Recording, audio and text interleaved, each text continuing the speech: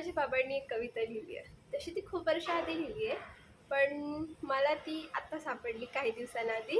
ते ॲक्च्युली मी माझी एक नोटबुक शोधत होते. मग तेव्हा नोटबुक शोधता शोधता मला त्यांची एक डायरी सापडली. मग त्या डायरीमध्ये असे बरेच भजन, कीर्तन लिहिले होते. मग मी सहज बघत होते. मग बघता बघता मला एक कविता सापडली. म्हणजे तशा 2-3 होत्या, पण मला त्यातली एक खूप आवडली.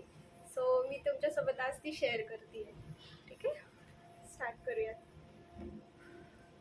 काळ्या निळ्या ढगांनी आभाळ कुंद व्हावे, मधुकुंभ आणि प्याले माझ्या सवे असावे. मी कोण सांगणारा, कोणी कसे राहावे.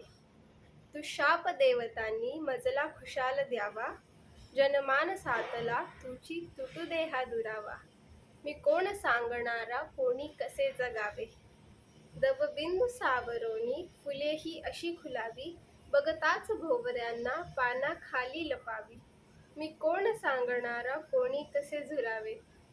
राई तुनी जलांनी ही वाट वाढवावी, आणि हळूच अलगद पहाडातुनी पडावी. मी कोण सांगणारा, कोणी कसे दिसावे. कशी वाटली कविता? आवडली असेल तर नक्की लाईक करा. बाय.